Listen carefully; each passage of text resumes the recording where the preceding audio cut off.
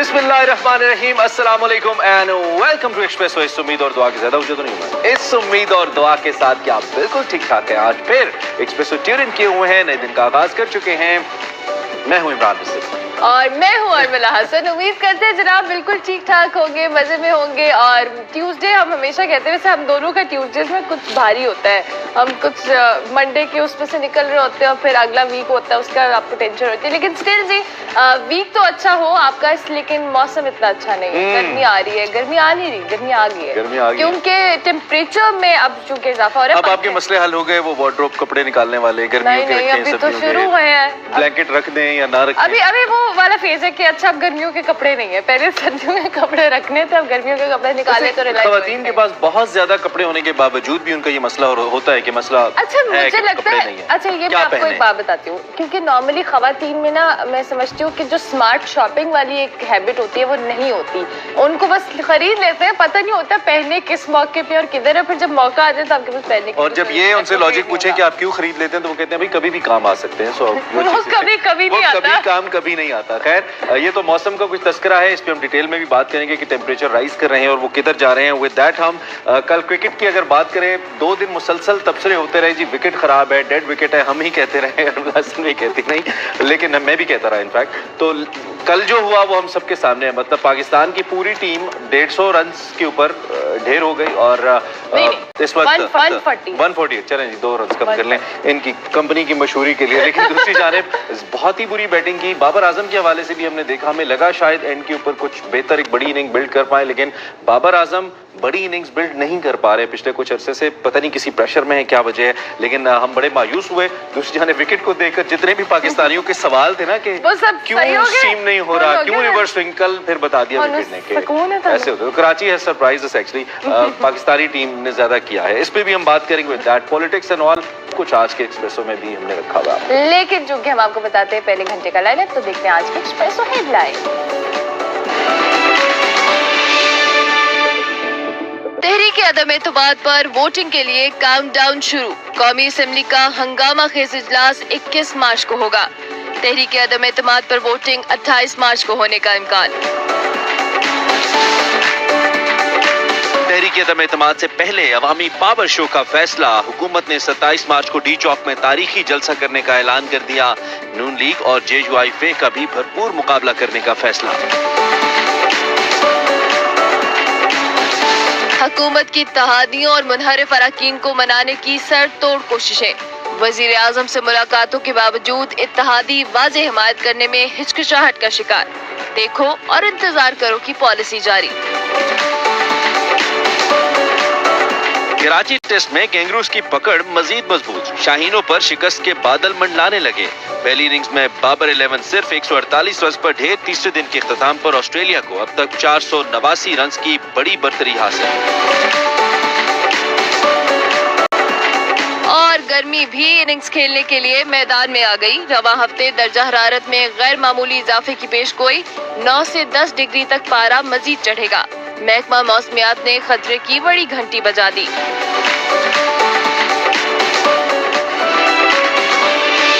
जी जनाब, espresso headlines आपने जानी। आगाज में हम बात करते हैं आज की बड़ी खबर पर।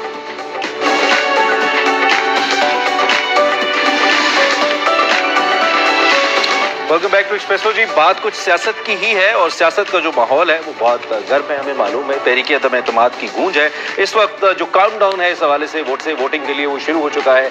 इत्तलात कुछ ऐसी आ रही हैं कि कौमी असम्बली का जो इजलास है वो 21 मार्च को बुलाया जाएगा, जबकि अदम एतमाद पर वोटिंग की अगर बात करें, चूंकि उसमें 7 दिन का वक्त होता है, तो वो 28 मार्च को होने का इम्कान है। वोटिंग से पहले जोड़ तोड़ रूज पर है। हुकूमत, इत्तेहादी, अपोजिशन, इनकी मेल मुलाकातें, बैठकें, दावतें जारी हैं एक दूसरे के साथ। हुकूमत की जानिब से इत्तेहादियों और जो मुनहरिफ अराकीन हैं उनके तहफ़्फ़ुज़ात दूर करने की यकीन दहानियाँ कराई जा रही हैं मुसलसल। और हलीम खान और जहांगीर तरीन साहब जो हैं उनको मनाने के लिए भी वफाकी वज़रा समेत जो उनके मुश्तरका दोस्त हैं वो इस वक्त सरगर्म नजर आते हैं। गुज़िश्ता रोज़ वज़ीर आज़म से GDA BAP के रहनुमाओं की अहम मुलाकातें हुई। वज़ीर आज़म चल के लॉजेस चले गए, शिकवे शिकायत के अंबार भी लगे उनके सामने, लेकिन वंस अगेन ही सेड कि मैं वादा करता हूँ कि मैं आपके मसाइल हल करूँगा, यकीन दहानियाँ भी कराई।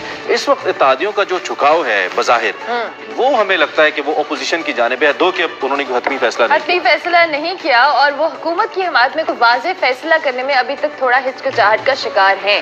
तहरीक अदम एतमाद पर वोटिंग से पहले प्राइम मिनिस्टर ने इस्लामाबाद के डी चौक में तारीखी सियासी पावर शो करने का भी ऐलान कर दिया है। वफाकी वज़रा दावा करे कि जलसे में 10 लाख अफराद शिरकत करेंगे। साथ ही वज़रा ने मुखालिफिन को सख्त वार्निंग दी और कहा कि पेटियां कस लें, अदम एतमाद का वोट देने वाले 10 लाख के मजमे से गुजर कर जाएंगे और वापस भी वहीं से आएंगे। हुकूमत के ऐलान के बाद मुस्लिम लीग नून ने भी डी चौक में पावर शो करने का ऐलान किया और कारकुनों को अलर्ट रहने की हिदायत कर दी है। JUIF ने भी इस्लामाबाद में भरपूर जो सियासी कुव्वत है उसका मुजाहरा करने का फैसला किया है और जिलाई इंतजामिया को हिदायत जारी कर दी गई है। इसी सारी सूरत हाल पे हमने बात करनी है। हमारे साथ सीनियर तज्जियाकार आमिर ज़िया साहब मौजूद है। आमिर साहब, very good morning and thank you so much for joining us in Expresso. I hope it's a good morning, but still जी जो सियासी हलचल है, जो सियासी धूम धड़का चल रहा है इस वक्त, हम भी इस पे डिस्कशन करें। आए रोज तरीके अदम एतमाद, वजीर आजम इत्तेहादियों से मिल रहे हैं, शिकवे शिकायत हो रही हैं, लेकिन फिर भी यकीन दहानी कराई जा रही है कि आपके तहफ़्फ़ुज़ात को दूर किया जाएगा, लेकिन स्टिल अभी तक इत्तेहादियों का झुकाव हमें किसी तरफ खास तौर पर हुकूमत की जानिब नजर नहीं आ रहा, अपोजिशन की जानिब बज़ाहिर लग रहा है। क्या कहेंगे सवाल? और आमिर भाई एक चीज आप अर्मला के सवाल के साथ ही आपको जब यूं ही देखा ना, मेरे जहन में एक वो शेर आया कि तुम इतना जो मुस्कुरा रहे हो, शेर तो है कि क्या गम है जिसको छुपा रहे हो, तो क्या खबर है जिसको छुपा रहे हो? आपकी मुस्कुराहट को देखते हुए प्लीज। अच्छा, हुआ ये कि सुबह ही सुबह आपने इतना सकील मौजूद छेड़ दिया है तो मैं तो मुस्कुरा रहा हूँ माशाल्लाह आप लोगों की तवानाई, एनर्जी देखकर। तो जिस तरह से मैं उठकर आया हूँ लुढ़कता हुआ आपके सामने, तो मैंने कहा भाई माशाल्लाह जो हमारे एक्सप्रेस के दोस्त हैं दोनों एक पूरी एनर्जी के साथ एक वाइब्रेंट आप लोग शो का आप लोगों ने आगाज किया। अब आते हैं आपके सवाल की तरफ। एक सुबह सुबह सकील मौजूद आपने छेड़ा है, हालांकि क्रिकेट की बात हो रही थी और मौसम की बात हो रही थी। मेरे ख्याल में ऐसे मौजूदात पे ज्यादा बात होनी चाहिए क्योंकि सियासी महाज पर अगर आप देखें तो अभी चीजें वाज़ेह नहीं है, और वाज़ेह इसलिए नहीं है कि आपको पता है कि लोग जो है बिल्कुल वो बड़ा डाइसी है, और आखिरी जो मैं समझता हूँ कि फैसला होगा वो आखिरी 24 घंटे में 20 घंटे में पता चलेगा हमें कि चीजें किस स्टेज पे जा रही हैं। आपने शुरू की बात हुकूमत के इत्तेहादियों से, तो पहली बात तो समझना ही चाहिए कि इस वक्त जो सियासत हो रही है वो असूलों पर और नजरिए पे नहीं हो रही है। बड़ा मौका परस्ताना रवैया है। अगर आप देखें उन उठे हुए अरकान के भी जो PTI के हैं, और हत्ता कि मैं इत्तेहादियों की भी बात करूं, चाहे वो मुत्तहिद कौमी मूवमेंट हो और या पाकिस्तान मुस्लिम लीग कायदे आजम हो, PMLQ जिसको कहते हैं। वजह क्या है? देखिए, अगर असूल होते हैं और आपकी नाराजगी है तो अब तक तो फैसला हो जाना चाहिए। ये थोड़ी होगा 6 दिन के बाद हुकूमत की कारकर्दगी बेहतर हो जाएगी या खराब हो जाएगी, क्योंकि आप तो कैबिनेट में बैठे हुए हैं। तो आप ये लोग देख रहे हैं हवाओं का रुख, कहाँ पर किसको कितनी बार्गेनिंग का जो है उसको जगह मिलेगी, कहाँ पर भाव ताव ज्यादा होगा। तो ये वक्त तक जो है वो देखेंगे कि जी कहाँ जो है वो हवा चलेगी। लेकिन मैं समझता हूँ सियासत में, क्योंकि हम लोगों ने जो पढ़ा और हम समझते हैं कि जी नजरियात होते हैं, आइडियलिज्म होता है, तो वो आपको अपनी सियासत में नजर नहीं आ रहा। चाहे वो आप देखेंगे जो मुनरिफ अरकान है PTI के, तो उनका भी आपको नहीं हो रहा कि जी वो कोई मतलब है कोई नजरियाती बात कर रहे हो, या वो सब देख रहे हैं कि जी हमारा अगले इंतखाबात में कौन हमें सीट पर जो है मेंशन करेगा। ये इल्जामात लग रहे हैं जी करोड़ों रुपए की रिश्वतें दी जा रही हैं, खरीदो फरोख्त हो रहा है, लेन देन हो रहा है। तो ये चीजें जो है पूरे पाकिस्तान के निजाम के लिए सियासत पे आपके एतमाद को उठा देती हैं। तो मैं कि कोई किसी भी तरह से ये कोई खुशकुन चीजें नहीं हो रही हैं। ठीक है, हमें टीवी पे बड़ा मजा आ रहा है स्क्रीन के ऊपर, लेकिन अगर आप खुद सोचें कि कितना अखलाकी दिवालियापन है, कितना मतलब इंटेलेक्चुअल दिवालियापन है हमारे यहाँ, कि उस पर बात भी नहीं कर रहे हैं। हम क्वेश्चन ही नहीं कर रहे उन लोगों को जो कह रहे हैं जी जिनको हुकूमत बनाने की कोशिश कर रहे हैं। ये बात ही होती है कि अगर मैं आपका दोस्त हूँ, साथी हूँ और आपकी उसमें हूँ, तो मैं आपके डिसिप्लिन में हूँ और फिर मैं पूरे वक्त में खड़ा हूँ आपके साथ। तो मेरे ख्याल में मुझे बड़ी हैरत हो रही है। हालांकि मैंने 12 ऐसी चीजें देखी, लेकिन हर बार मैं भी हैरत हो जाता हूँ। जी। अच्छा, एक तो अवामी जो सियासत हो रही है इस पे मेरे बड़े तहफ़्फ़ुज़ात भी हैं समाओ, और मैं आपसे पूछना चाहता हूँ कि आप इस पे कैसे, कि एक जानिब तहरीक अदम एतमाद आ रही है, एक जानिब दोनों जमातें अपने कारकुनान को जमा कर रही हैं लगता है दोनों जमातों से मुराद हुकूमत और अपोजिशन है, दोनों अतराफ। क्या इनसिक्योरिटी है जी, और लोगों को क्यों इतनी बड़ी तादाद में आमिर ज़िया साहब यहाँ पे इकट्ठा किया जा रहा है? तरीके अदम एतमाद, अगरचे के आप जैसा कि आपने कहा कि एक आईनी मामला है और आईनी मामले को आईनी तरीके से हल होना चाहिए, वोटिंग चाहिए, वोटिंग होगी, वोटिंग हो जानी चाहिए। अगर वज़ीर आज़म को एतमाद है वो जीत जाएंगे, अपोजिशन को है वो जीत जाएगी। अवाम को ये बीच में जो लाया जा रहा है, जो प्रेशर टैक्टिक्स इस्तेमाल किए जा रहे हैं, आपके ख्याल में दोनों अतराफ से क्या ये दुरुस्त फैसला है अवाम को बीच में लेके आना? आगाज हुकूमत ने किया है इसका। देखिए, असली तौर पे तो जाहिर है कि जब आप सड़कों की सियासत करते हैं तो फैसले भी सड़कों पे बाज़-औक़ात होते हैं, और आपको ये भी सोचना चाहिए कि जो नताइज होते हैं वो आपके कंट्रोल में नहीं रहते। मतलब लोगों को मैदान में लाना बहुत आसान होता है, उसके बाद जिस तरह चीजें अनवाइंड करती हैं हमें अंदाजा नहीं होता। तो लेकिन समझना ये चाहिए कि हुकूमत क्यों मजबूर हुई। जब हुकूमत को ये पता चला कि जी खरीदो फरोख्त हो रही है और पीछे उसके सफ़ों में नकब लगाई जा रही है, तो उसके पास क्या टेक्टिक्स है? एक तो ये कि वो भी लोगों को पैसे दे, रिश्वत दे। यकीनन हो सकता है कि ऑफर्स हो रही हो, हमें नहीं पता, ये तो खैर अंदर की कहानियां हैं। 1.25 साल पहले, 1.5 साल पहले, तो अब हुकूमत के पास कोई रास्ता रहता नहीं, जब वो देखती कि एक तरह की दरबारी साजिशें हो रही हैं, और ये साजिशें हो रही हैं। इसलिए कि अगर इस इख्तिलाफ में वो दमखम होते और ये लोग इतने ही बाज़मीर होते जितने हैं, जिसका दावा करते हैं हमारे लोग जो वफादारी बदलना चाहते हैं, बदल चुके होते।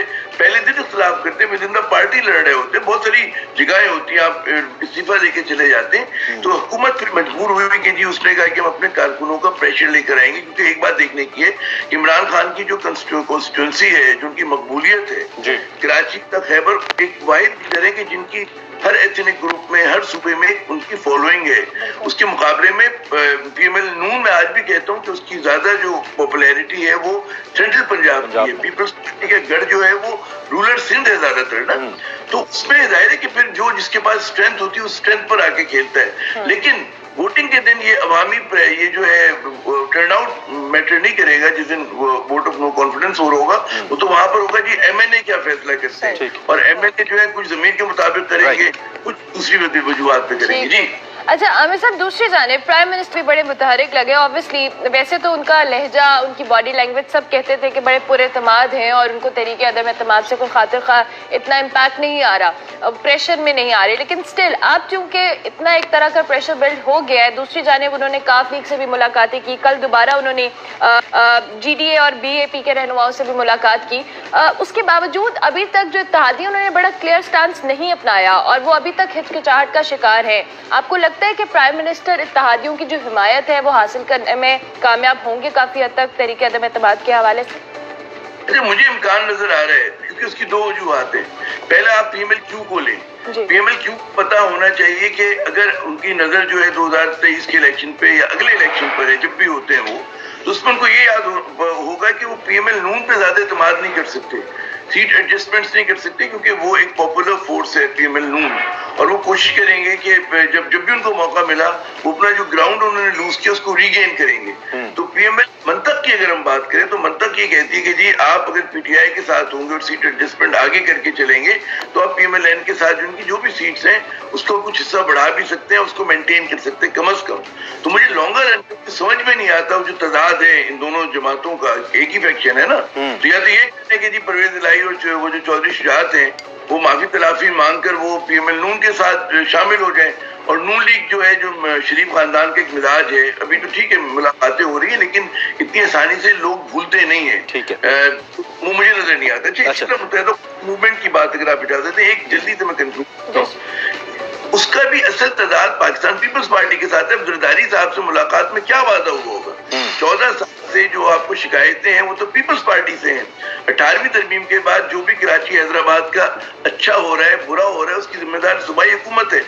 तो जिनसे आपको फ्रिक्शन है, और कल को जाके आप MQM जो है एकदम कलाबाजी खा के उधर बैठ जाती है, इन्हें अपने वोटर्स को भी शक्ल दिखानी होगी। अभी तक ये मतलब CM हाउस के बाहर इनको डंडे पड़ रहे थे, मुजाहिरे कर रहे थे, तो मेरे ख्याल में इनको भी सोचना चाहिए कि जी आगे चल के जो सियासत होगी, लेकिन फिर मैं कहूंगा बाज लोगों को इशारों का, हवाओं का इंतजार है कि किस रुख पे चलती है। जी इशारों का, ये एंड पे आप एक ऐसा जुमला बोल देते हैं फिर हमारा सवाल तब्दील करने को दिल करता है। लेकिन अच्छा, एक पे जाना लाइव अपडेट पे वापस आते हैं आमिर जाद साहब। इस वक्त शाह महमूद कुरैशी साहब मीडिया से वज़ीर ख़ारजा शाह महमूद कुरैशी मौजूदा सियासी सूरत हाल पर सहाफ़ियों से बातचीत कर रहे थे और कुछ सवालात के जवाब भी दे रहे थे। आमिर जाद साहब सीनियर सहाफ़ी और तज्ज़ियाकार हमारे साथ बड़ी खबर में मौजूद हैं, जिनसे हम सियासी सूरत हाल का तज्ज़िया ले रहे हैं। आमिर जाद साहब, thank you for still staying with us. अच्छा, एक जो सवाल मेरे जहन में आ रहा था, एक तो शाह महमूद साहब ये भी कह रहे थे कि चूचू का मुरब्बा है, कुछ समझ नहीं आ रहा कि क्या होगा।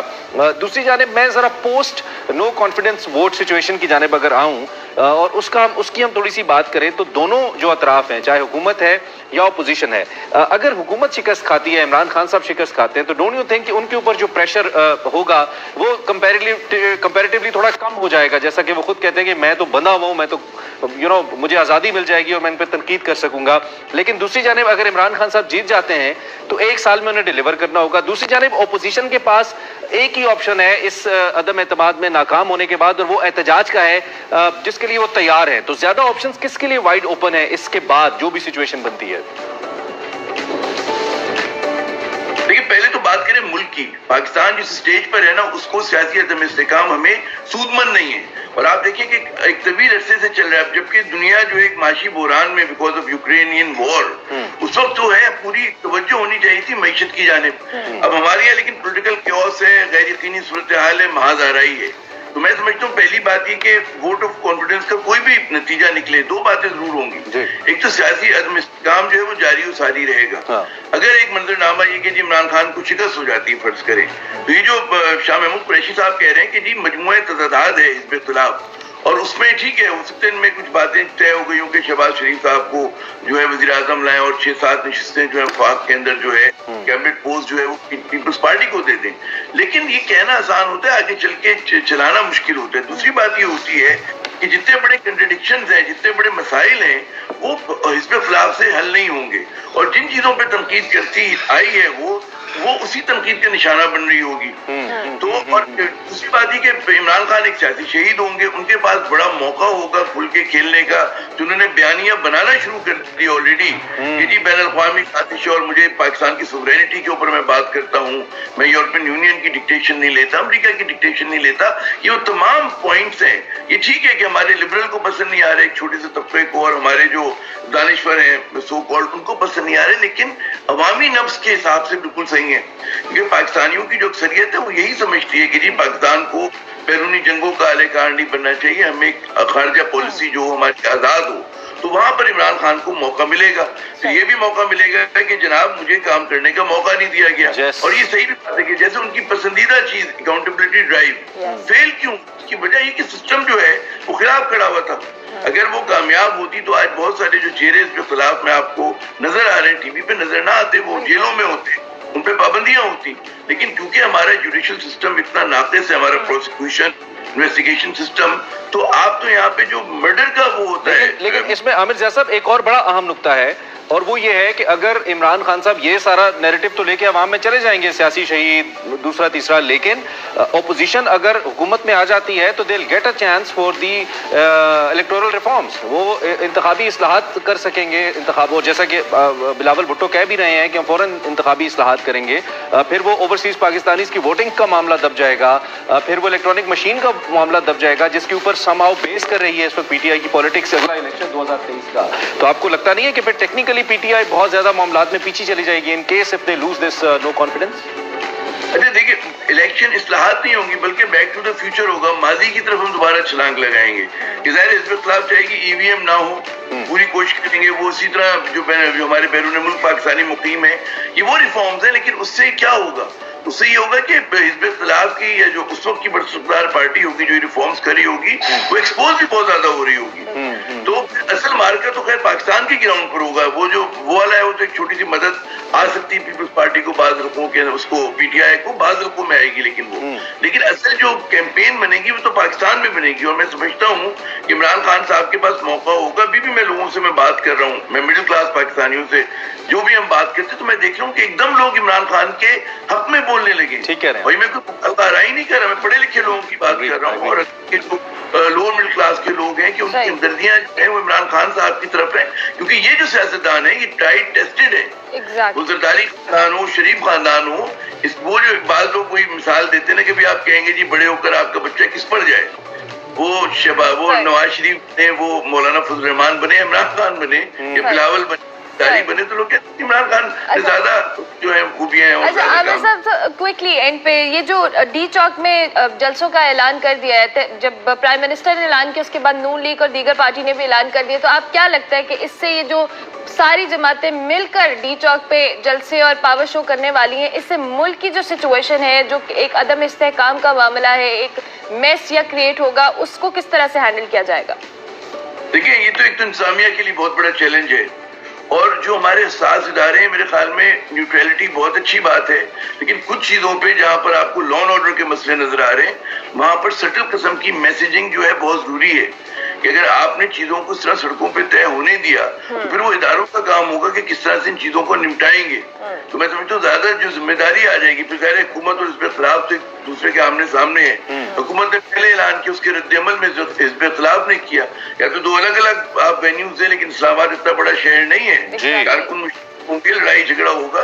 तो यहाँ पर मैं समझता हूँ कि जो न्यूट्रलिटी की बात कर रहे हैं जो इदारे हमारे, उनको चाहिए बीन करें और उस बात को इंश्योर करें, वो कहें जी ये रेड लाइन है, आपको ये रेड अबूर नहीं करनी, और वो दोनों के लिए होनी चाहिए। ठीक है, ठीक है आमिर साहब, थैंक यू वेरी मच जी, बहुत शुक्रिया। एक तो हमारी एनर्जी को सराहने के लिए, और दूसरा खुद इतना जबरदस्त तरीके से, एनर्जेटिक तरीके से अपना तजिया हम तक पहुंचाने के लिए आमिर ज़िया साहब, सीनियर सहाफ़ी और तजियाकार, मौजूदा मुल्क की सियासी सूरत हाल पे बात कर रहे हैं। अभी हम ब्रेक लेंगे, ब्रेक के बाद हाजिर होंगे, आप देखते रहिए एक्सप्रेसो।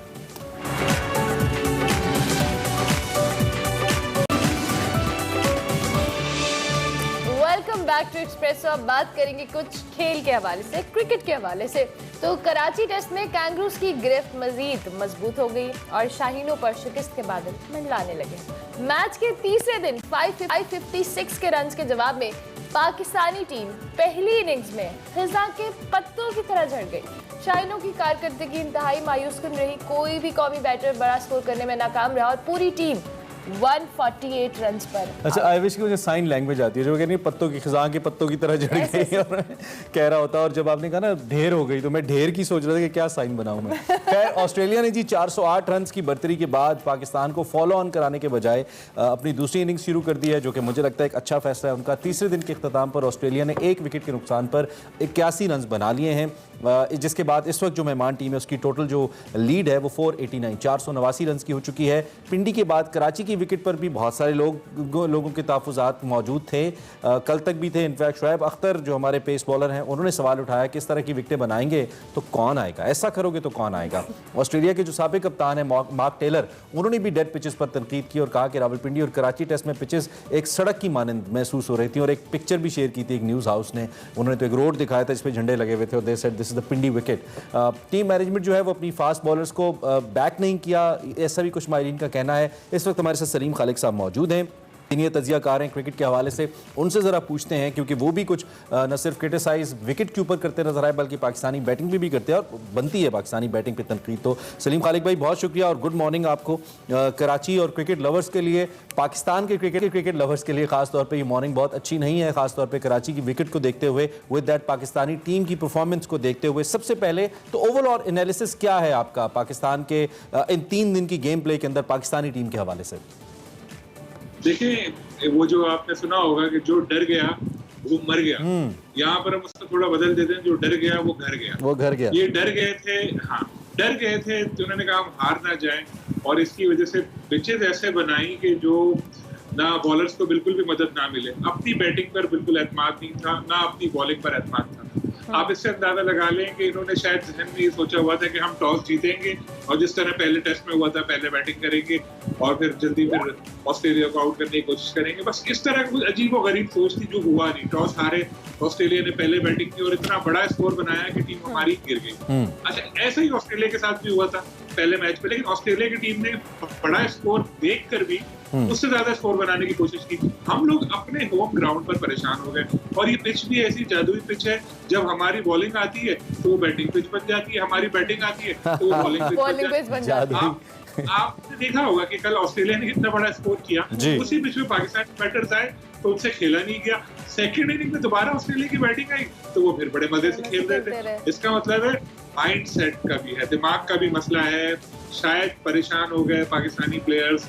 जिसकी वजह से ऐसा हुआ। देखिए हवास बाख्ता तो नजर आए, अब टेस्ट मैच में रन आउट हो रहे हैं, बताएं आप। फिर अच्छा, बाबर ने जो ये आपने रन आउट की बात की, बैटिंग कोच मोहम्मद यूसुफ साहब कहते हैं पाकिस्तानी बैटिंग की नाकामी की बड़ी वजह हसन अली, अब्दुल्ला शफीक जो रन आउट हुए वही मेन रीजन है। आपको लगता है सिर्फ रन आउट होना ही पाकिस्तानी टीम की जो परफॉर्मेंस है उसकी जिम्मेदार है? वन ऑफ द रीजन तो कह सकते हैं, लेकिन बाकी भी तो बैटर्स थे, वो भी तो खेल रहे थे। आप शॉट सिलेक्शन भी तो देखिए, कई प्लेयर्स के जो खुद आउट हुए हैं, जिस तरह से इमामुल हक का शॉट आप देखें, वो छक्का लगाते हुए मतलब ऊंचा शॉट खेलते हुए आउट। बाबर आजम, साबिक जो अजीम प्लेयर गुजरे हैं, चाहे वो जावेद मियादाद हो, जहीर अब्बास हो या जो भी हो, इंजमामुल हक, अगर ऐसी सिचुएशन होती थी तो वो कोशिश करते थे मैच को बचाने की। जैसे आपको याद होगा कि इंजमामुल हक ने मुश्ताक अहमद के साथ कराची में ही जो है वो मैच बचाया था। यहाँ पर बाबर को चाहिए था कि वो नॉट आउट आते और साथी प्लेयर्स जो 1-2 विकेटें रह गई थी उनको भी पिच पर कायम करने के लिए बताते समझाते, लेकिन वो भी ऊंचा शॉट खेलकर आउट हो गए।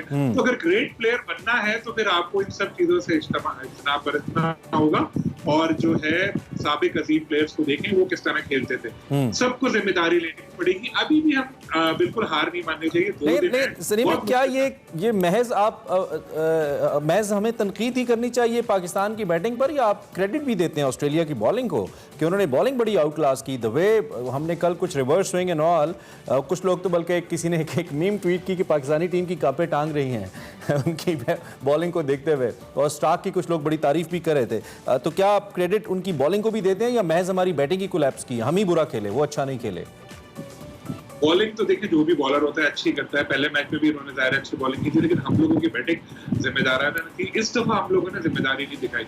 मैं फिर आपसे कहूंगा कि आप याद कर रहे हैं कि किस तरह के शॉट खेलकर हमारे बहुत सारे बैटर्स आउट हुए। ठीक है, फवाद आलम को अच्छी बॉल मिली, एक दो और प्लेयर है, अजहर की स्लिप में कैच हुआ, लेकिन और जो है वो तो ऐसे जारहाना शॉट खेल रहे थे जो समझ ही नहीं आ रहा था कि वो चाह क्या रहे हैं, क्या साबित करना चाह रहे हैं। बॉलिंग नो डाउट अच्छी है, लेकिन हमारी बैटिंग भी खराब है, हमें ये भी मानना। अच्छा, तो अभी फिलहाल तुम we can say medically ventilator पे चले गए हैं इस टेस्ट को लेकर, बड़ी मुश्किल से हमें लग रहा है, क्योंकि ऑलरेडी ऑलमोस्ट 500 रन बन चुके हैं, 100-150 और बन जाते हैं, 2 दिन का खेल है। मतलब क्लियर कट टेस्ट हिस्ट्री या टेस्ट क्रिकेट को देखते हुए ऐसा लगता है कि शायद सर्वाइव ना कर पाए पाकिस्तान की टीम। लेकिन आप बीइंग एक्सपर्ट, आपने कहा कि अभी भी कुछ चांस मौजूद है। वो चांस आप किसकी सूरत में देख रहे हैं? कुछ लंबी इनिंग्स पाकिस्तानियों की, किसी का कोई डबल 100, आप कैसे देख रहे हैं अगले 2 दिन पाकिस्तान को? क्या स्ट्रैटेजी लेके आनी चाहिए कि एटलीस्ट अगर जीते ना भी तो कम से कम फैसला कुन ना हो ये मैच? एग्जैक्टली बात यही है कि जब ऑस्ट्रेलिया की टीम 189 ओवर बैटिंग कर सकती है तो व्हाई नॉट, हम क्यों नहीं कर सकते? हमारे पास भी बड़े बड़े प्लेयर हैं और कोशिश तो करें, कम से कम एक जाहिर तो करें कि हाँ जी हम मैच बचाने की कोशिश कर रहे हैं। अगर जहनी तौर पर हार कर आए तो फिर तो आज ही खत्म हो जाएगा, लेकिन अगर कोशिश की तो फिर तो टेल एंडर्स भी मैच बचा सकते हैं। मेरा ये कहना है कि पाकिस्तानी टीम को हिम्मत नहीं हारनी चाहिए और कोशिश करनी चाहिए कि किसी तरह विकेट पर कयाम करें, बड़ी इनिंग खेलें। एक ने कोई 150-200 रन कर दिए, दूसरे 60-70 रन की कुछ करते हैं, थोड़ा थोड़ा सा कंट्रीब्यूट करेंगे तो आपको पता भी नहीं लगेगा। ऑस्ट्रेलियन जब फिर परेशान होंगे, गर्मी यहाँ पर बहुत ज्यादा है, वैसे ही वो लोग परेशान है। कल इसीलिए ऑस्ट्रेलिया ने फॉलो ऑन नहीं कराया, उन्होंने बॉलर्स को जो है वो रेस्ट दिया। तो अगर पाकिस्तानी टीम ने आज जिम्मेदारी से बैटिंग की तो बिल्कुल मैच बचा सकते हैं। उसके बाद फिर ऑस्ट्रेलिया पे भी प्रेशर आ सकता है। जीतने की तो हम सवाल नहीं है, लेकिन कम से कम बचा सकते हैं। और शायद यही हम लोगों का पहले से ही एम रहा था सीरीज से पहले ही कि यार जीतने ना दो ऑस्ट्रेलिया को। हालांकि दूसरी जो टीमें होती हैं वो कोशिश करती हैं अपने होम ग्राउंड पर सीरीज हो तो सीरीज जीते। हम लोगों ने कहा पर ड्रॉ कर लो, बहुत बड़ी बात है। बहुत बड़ी बात है। अच्छा, ऑस्ट्रेलियन बॉलर्स की बात करें, उनको रिवर्स स्विंग से बड़ी हेल्प मिली थी। आपको लगता है कि पाकिस्तानी बॉलर्स के लिए भी चांस होगा कि वो उससे फ़ायदा उठा सके? दो कि आपने खुद ही स्टार्ट में कहा कि जब ये पिच पे हमारी बैटिंग आती है तो ऐसा लगता है बॉलर्स के लिए सूटेबल है, जब बॉलर्स आते हैं तो ऐसा लगता है बैटिंग के लिए सूटेबल है। सो स्टिल आप क्या कमेंट करेंगे इस हवाले से? ऑस्ट्रेलिया की जो प्लस पॉइंट उनका आया, उनके जो बॉलर्स हैं उनकी स्पीड भी बहुत अच्छी है ना, तो उसके साथ रिवर्स स्विंग वो कर रहे हैं। हालांकि पिच में अभी भी मैं कहता हूँ इतना कुछ ज्यादा है नहीं, लेकिन फिर भी उन्होंने वहां पर कामयाबियां हासिल की। हमारे जो बॉलर्स हैं जैसे शाहीन हो, हसन हो, मतलब ऐसा एक्सप्रेस पेस हमारे पास ऐसा नजर नहीं आया। और फिर शायद बॉलर्स ने जब पिच को देखा तो उन्होंने कहा यार यहाँ पर जान लगाना बेकार है, क्या फायदा है कि कमर पकड़ के बैठ गए, पाँव पकड़ के बैठ गए, जैसे अच्छा है जैसे चल रहा है वैसे करो। लेकिन जो सबसे ज्यादा मायूस कौन चीज मुझे नजर आई वो हमारे स्पिनर्स की परफॉर्मेंस है। यूजुअली पाकिस्तानी स्पिनर्स, हमारा जो होम ग्राउंड होता है या यूएई में जब हम खेलते थे तो वहाँ कामयाब होते थे, चाहे वो यासिर शाह हो या दूसरे हो। लेकिन अभी हमारे स्पिनर्स जो हैं वो हमें इतने ज्यादा खतरनाक लगेगी कि वो दूसरे जो टीम है वो परेशान हो जाते हैं। कि ऑस्ट्रेलिया जाते, मैंने उस दिन भी यही बात बोली थी, वो फास्ट पिचेस बनाते हैं, जीतते हैं। इंडिया जब जाती है ऑस्ट्रेलिया इंग्लैंड की टीम को स्पिन पिचेस बनाते हैं, जीतते हैं। हमने ऐसी मुरब्बा पिच बनाई है कि ना, बस वो बात वही है कि शायद हम ट्रस्ट नहीं कर सके अपने आप के ऊपर। वंस अगेन जीतने के लिए हम खेल नहीं रहे। आपने जैसा कि कहा कि शायद हम सिर्फ डिफेंसिव खेल रहे हैं। खैर आखिरी मेरे पास 1-1.25 मिनट है। अब इस पे मैं चाहता हूँ ज़रा विमेन क्रिकेट के ऊपर सलीम खालिक साहब बात कर ली जाए। मुसलसल हम 4 मैच, कल तो बांग्लादेश से भी हम हार गए, भारत से भी हम हार गए, दो के जो दिफाई चैंपियन इंग्लैंड है वो भी अपने 3 मुसलसल मैचेस हारी है। लेकिन जो हमारी खवातीन की टीम है वो भी बहुत अच्छा, क्या बल्कि बहुत बुरा परफॉर्म कर रही है। हम कोई भी एक फतह भी अपने नाम आईसीसी वर्ल्ड कप के अंदर नहीं लेके आ पा रहे। इस परफॉर्मेंस की बुनियादी वजह क्या है, और क्या आपको नहीं लगता कि जिस मुल्क में 51% खवातीन हैं, हर शोबे में खवातीन आगे हैं, वहाँ पे हमारी क्रिकेट के लिए भी हमारा कंसर्न होना चाहिए कि हमारी जो फीमेल टीम है वो क्यों इतना अच्छा नहीं खेल रही? बिल्कुल होना चाहिए। जैसे आपने बताया 4 मैचेस हार चुकी है इस वर्ल्ड कप में। टोटल 18 मैचेस पाकिस्तान लगातार हारी है वर्ल्ड कप में, और ये वर्ल्ड रिकॉर्ड है। ज़म्बिया की टीम इतने ज्यादा मैच हारी थी और अब पाकिस्तान हारी है। खुदा न खास्ता एक मैच और हारे तो पाकिस्तान इन सबसे आगे निकल जाएगी। ये लम्हा फिक्रिया है हमारे लिए। जैसे आपने कहा, इतनी बड़ी हमारे आबादी है और लड़कियां शौकीन भी हैं, वो क्रिकेट खेलना भी चाहती हैं। मुझे ऐसा महसूस होता है कुछ मखसूस एक ग्रोह है, वो बस अपने ही कुछ लड़कियां हैं उनको मौके देते हैं खेलने के, और नई लड़कियों को इतना चांस मिल नहीं रहा, प्लेयर्स पूल इतना सामने आ नहीं रहा, जिसकी वजह से मुसलसल नाकामियों के बावजूद वही प्लेयर्स कुछ खेल रही हैं।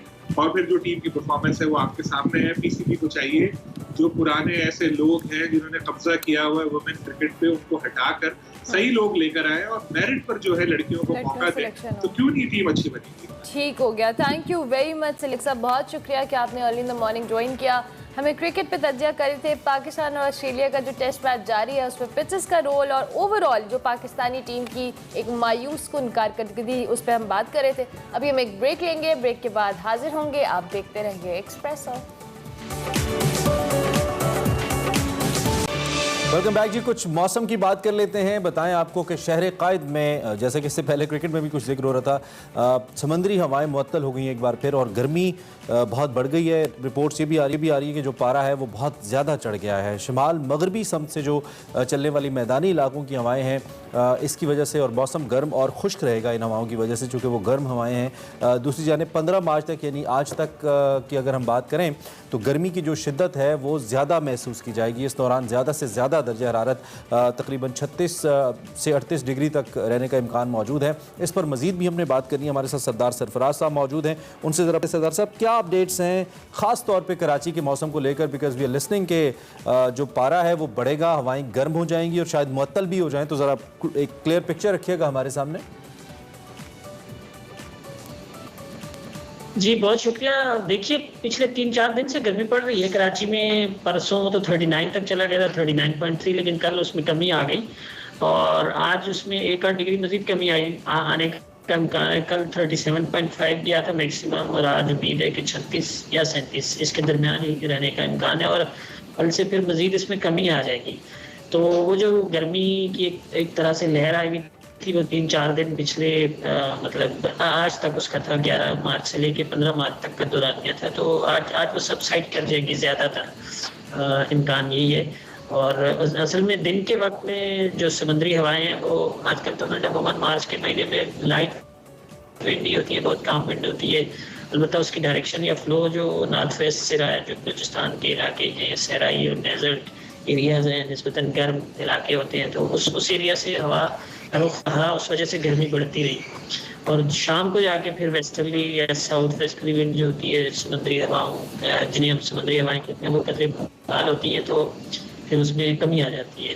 सही, ठीक हो गया। अच्छा, साथ साथ हम अगर बात करें ओवरऑल, पहले जब ये सर्दी का स्पैम थोड़ा लंबा था, हमें लग रहा था कि सर्दी का टाइम ड्यूरेशन थोड़ा ज़्यादा हो गया है, लेकिन अब एकदम से मौसम में चेंजिंग आई है और लग रहा है कि बहुत ज़्यादा गर्मी आ गई है। सो आपको लगता है कि ये जो गर्मी की इंटेंसिटी है ये आइंदा आने वाले वक्त में मज़ीद बढ़ेगी, और अभी जो एक खुला मौसम या जिसे हम अच्छा खुशगवार मौसम कहते हैं, स्टिल उसके चांसेस हैं कि वो आएगा?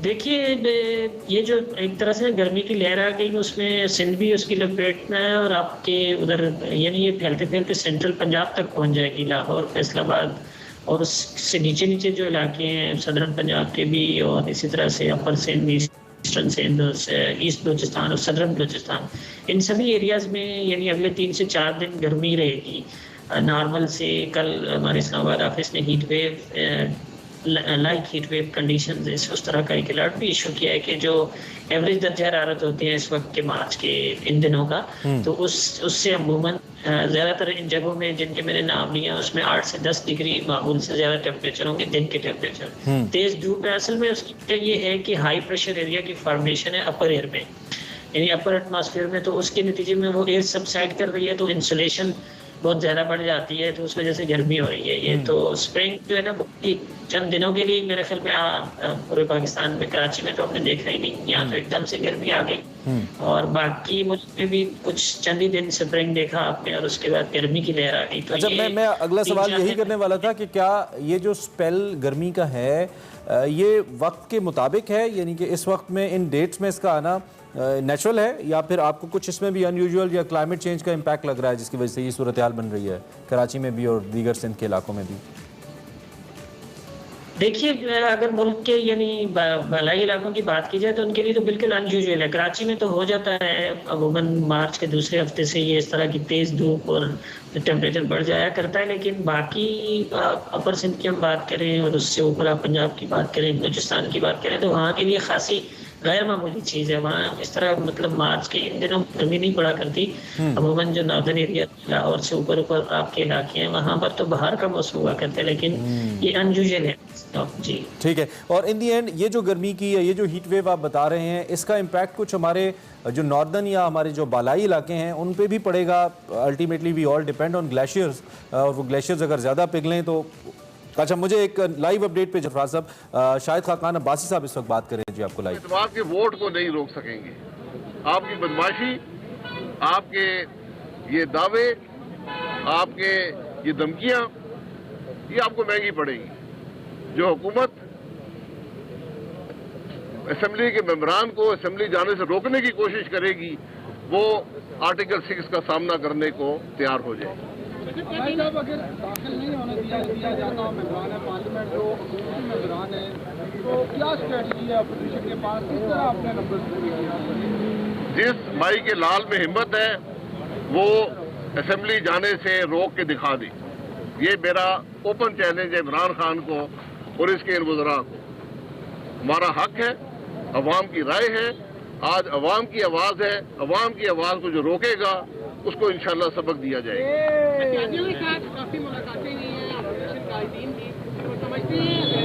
शाहिद खाकान अब्बासी साहब लाइव बात करें, आपको अपडेट करते रहेंगे। इससे पहले सरदार सरफराज हमारे साथ मौजूद थे, मौसम पे बात करें। सरदार साहब आपका शुक्रिया अदा करते हुए एक ब्रेक लेंगे। ब्रेक के बाद एक्सप्रेसो में आपको दोबारा ज्वाइन करेंगे।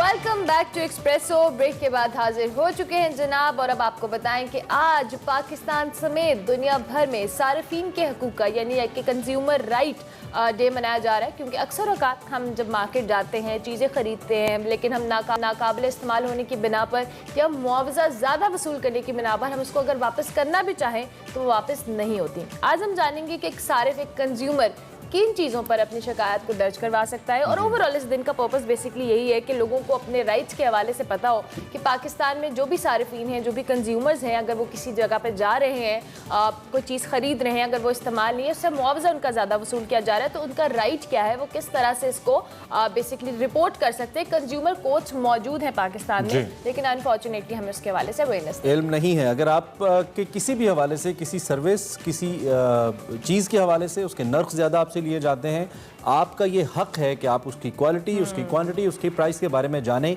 कहीं अगर आपसे ज़्यादती होती है तो आप अपने राइट्स महफूज रखते हैं कि आप उसकी शिकायत कंज्यूमर कोर्ट्स तक कर सकते हैं। इसके हवाले से बाकायदा लॉज मौजूद हैं। 1962 आज ही के दिन यानी कि 15 मार्च 1962 में जॉन एफ कैनेडी जो अमेरिकन प्रेसिडेंट थे, उनसे इस दिन को मौसूम किया जाता है जब उन्होंने बाकायदा तौर पर इस मसले को एड्रेस किया टूवर्ड्स कंज्यूमर राइट्स। और उसके बाद से ये दिन मुसलसल सारिफीन के हकूक़ के लिए मनाया जाता है। और पाकिस्तान में इस तरह के मसाइल बड़े आम हैं। काम शहरी की भी बात करें, ख़ास तौर पे अगर हम किसी सब्जी बेचने वाले की बात करें या कुछ और कमोडिटी बेचने वाले की बात करें, हमें या तो ओवर प्राइसिंग का सामना होता है, हमसे कीमत ज़्यादा ले ली जाती है, फल फ्रूट खरीदें तो हमें अच्छी क्वालिटी की चीज़ें नहीं मिलती, क्वांटिटी ठीक नहीं मिलती। तो ऐसे बहुत सारे मसाइल हैं जो हमारे सामने आते हैं, जो हम फेस करते जो हैं। प्राइस डिफरेंस है वो भी बहुत ज़्यादा होता है। नॉर्मली अगर आप एक जगह पे जा रहे हैं तो आपको कीमत शायद उसकी थोड़ी कम है, दूसरी जगह जा रहे हैं तो ज़्यादा वसूल की जा रही है। दो के ओवरऑल इसमें भी राइट्स का एक एलिमेंट मौजूद होता है, क्योंकि आपकी जो क्वालिटी है या क्वालिटी है उस पर कॉम्प्रोमाइज़ नहीं होना चाहिए। लेकिन अनफॉर्चुनेटली वही बात कि पाकिस्तान में हर जो कह लें किराना शॉप से लेकर एक बड़ा डिपार्टमेंटल स्टोर तक इन तमाम चीज़ों के हवाले से कॉन्शियस नहीं है और लोगों को स्पेसिफिकली अपने राइट्स का नहीं पता। कोविड के आने के बाद ना एक फैशन मैंने देखा है मुख्तलिफ दुकानदारों के बीच खास तौर पे कि वो हर चीज़ की कीमत ज़्यादा बताकर उसे या तो कोरोना से मौसूल कर देते हैं या इमरान खान साहब पे डाल देते हैं कि जी महंगाई बहुत हो गई है, पाकिस्तान की मैं बात कर रहा हूँ। तो ऐसा नहीं है, you should know your rights. आपको पता होनी चाहिए कि कोई चीज़ जो आप खरीद रहे हैं वो कितने की, और इन केस अगर कोई भी शख्स आपको ओवर प्राइसिंग आप पे करता है, कीमत ज़्यादा लगाता है, तो आप उसको ज़रूर रिपोर्ट करें। This is one of the rights, और ये बहुत वास्ट एक सब्जेक्ट है, लेकिन हमने सिर्फ आपको याद कराना है कि अगर आप एक सारिफ हैं, जो कि आप हैं, मैं भी हूँ, हमारे राइट्स हैं, इन राइट्स को इस्तेमाल कीजिए। 15 मार्च को कंज्यूमर राइट डे मनाया जाता है। इस हवाले से हम बात कर रहे थे, प्रोग्राम में आगे बढ़ेंगे। दूसरा घंटा शुरू हो चुका है। दूसरे घंटे में हमारे पास बहुत कुछ होता है, सेगमेंट्स हैं, और आज हमारे पास बहुत स्पेशल गेस्ट भी हैं, उनसे भी हम आपकी मुलाकात करवाएंगे। लेकिन आगाज में आपको बताएंगे आज की एक्सप्रेसो हेडलाइंस। सेगमेंट मेरा पाकिस्तान में उफेरा फैज सैर करवाएंगी शाहजहानी अहद में पंजाब के गवर्नर नवाब वजीर खान की बारादरी की। जहानत के हवाले से मर्द और औरत में क्या फर्क होता है, जानिए सेगमेंट माइंड मैटर्स में। और वर्सटाइल अदाकार एहसन खान होंगे एक्सप्रेसो के मेहमान।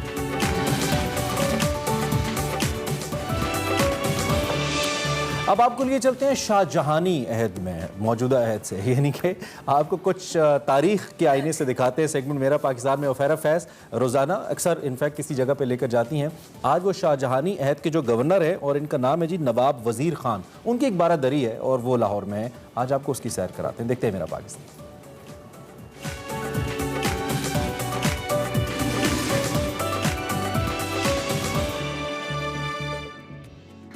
अस्सलाम वालेकुम नाज़रीन, सेगमेंट मेरा पाकिस्तान के साथ मैं हूं आपकी होस्ट उफेरा फैज।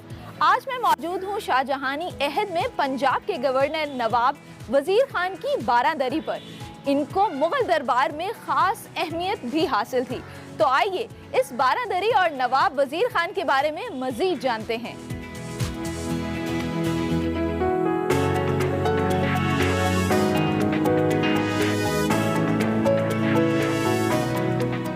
अस्सलाम वालेकुम सर, कैसे हैं आप? वालेकुम अस्सलाम व रहमतुल्लाह जी, आप सुनाइए। मैं बिल्कुल ठीक ठाक, अल्लाह का शुक्र। नाज़रीन, इस वक्त हमारे साथ मौजूद हैं Shabbir Ahmed Pasha, senior librarian. Sir, सबसे पहले मुझे ये बताएं कि नवाब वज़ीर ख़ान कौन थे और उनका असल नाम क्या था? बिस्मिल्लाहिर्रहमानिर्रहीम। हम जिस लाइब्रेरी में खड़े हैं ये नवाब वज़ीर अली ख़ान के नाम से मशहूर है, और उनका असल नाम जो था अलीमुद्दीन अंसारी था। अच्छा। आप सुबह पंजाब के शहर चनियोट से ताल्लुक़ रखते थे, ठीक है। और चनियोट में हिकमत का कारोबार था आपका, लेकिन वहाँ से हिजरत करके वो लाहौर आ गए। आप ना सिर्फ हिकमत से ताल्लुक़ रखते थे बल्कि अरबी और फ़ारसी के अलूम से बहरावर थे। अच्छा सर, मैंने अक्सर किताबों में पढ़ा है कि वज़ीर खान जो थे उन्होंने एक सजदा किया था जिसके बाद उनकी ज़िंदगी टोटली चेंज हो गई थी। वो वाक़या क्या है वो हमें बताएं, और साथ साथ हमें ये बारादरी भी दिखाएं। जी आज अल्हम्दुलिल्लाह। असल में बात ये थी कि हकीम साहब जो थे, इनका वहाँ चनियोट शहर में कोई ऐसा ख़ास काम नहीं चाहता था, मरीज़ कम आते थे। अच्छा। और घर में फाकों की नौबत आ गई। अच्छा। तो वो अल्लाह ताला के यहाँ गिड़गिड़ाए, रात सजदा अदा किया कि या अल्लाह मेरे लिए ये बड़ा मसला बन गया है। तो इसी दौरान एक काफ़िला आ रहा था, उसमें मलक जाफ़र साहब और कहीं मुजफ्फर साहब लिखा हुआ है कि भाई वो साथ थे, उनको तकलीफ़ होगी पेट की।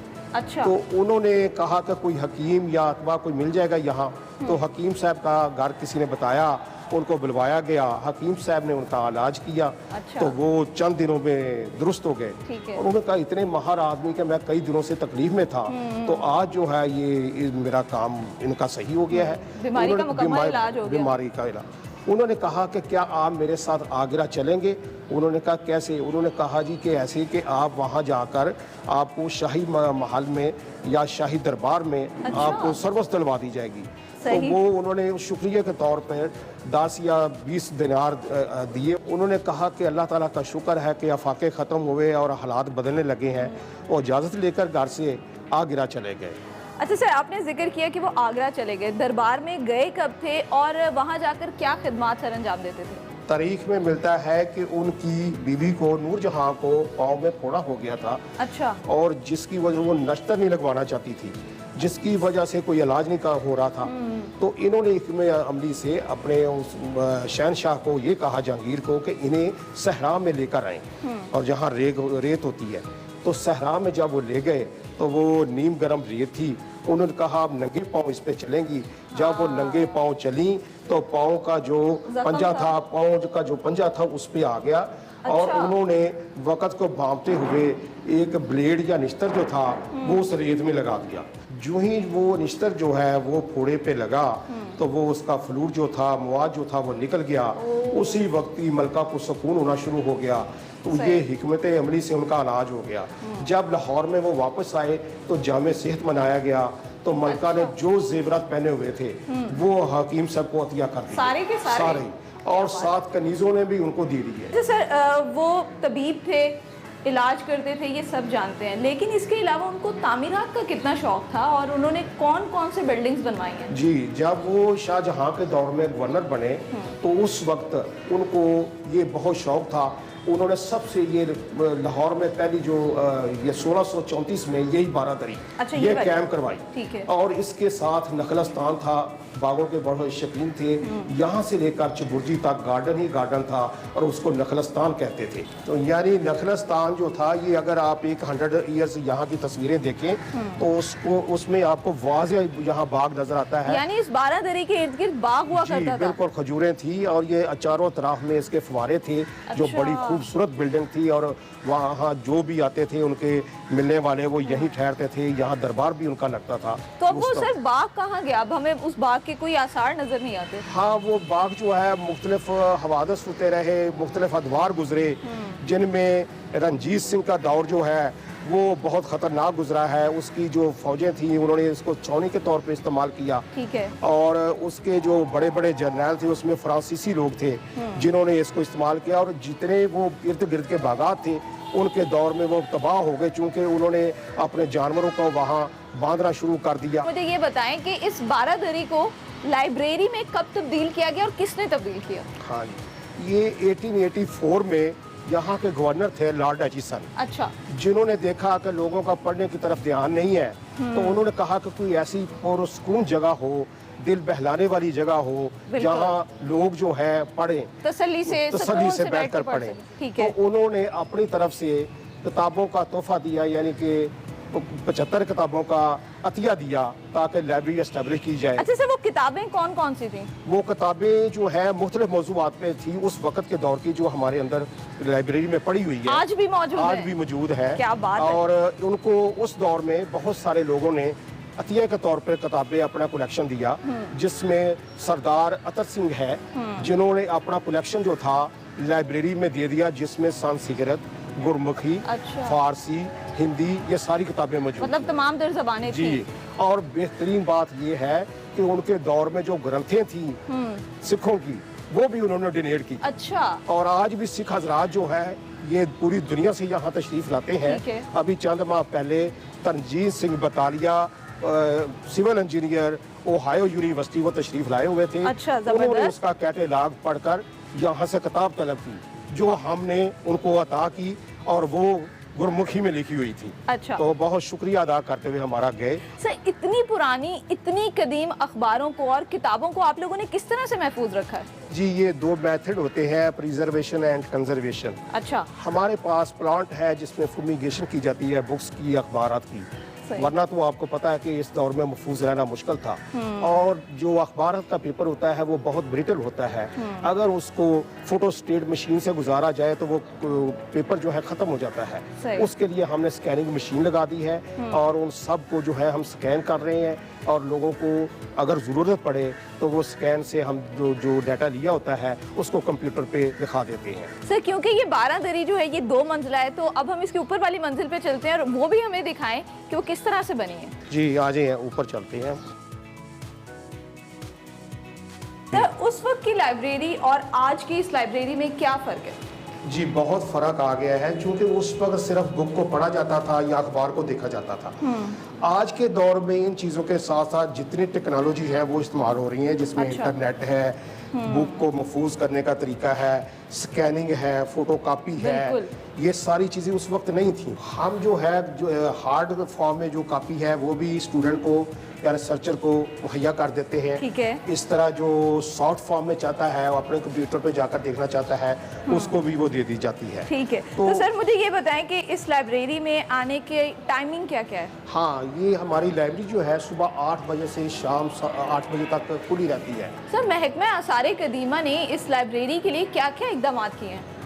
महकमे आसार कदीमा के अंडर ही ये बारादरी है, क्योंकि आर्कियोलॉजी डिपार्टमेंट जो है वो ही इसकी रेस्टोरेशन करता है। ठीक है। हमने जो है जब तक मैं लाइब्रेरी में एंटर हुआ तो उस वक्त 1984 में इसकी रेनोवेशन हो रही थी। सही। और इसमें जो मेहराबें हैं उसके ऊपर आपने पेंटिंग्स देखी होंगी, वो फ्रेस्को पेंटिंग है।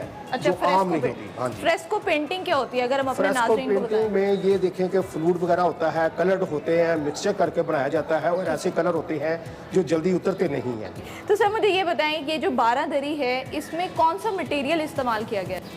एक्चुअली ये उस दौर में स्पेशल किस्म का मटेरियल इस्तेमाल किया जाता था, जैसे माश की दाल है, एक दो और केमिकल्स थे। माश की दाल? हाँ, वो पीस कर इसमें डाली जाती थी जो आर्कियोलॉजी डिपार्टमेंट। और उसकी वजह क्या होती थी? उसकी वजह ये कि ये देखें आज तक जो सीमेंट से हम काम करते हैं वो उखड़ जाता है, ख़त्म हो जाता है, लेकर वो नहीं जाता था। तो सर अब उस कमरे की तरफ हम चलते हैं जिसका आपने जिक्र किया कि वहाँ पे कई 100 साल पुराने अखबारात भी हैं, किताबें भी मौजूद हैं, तो हमें वहाँ ले जाएं और वो हम दिखाते हैं अपने नाज़रीन को।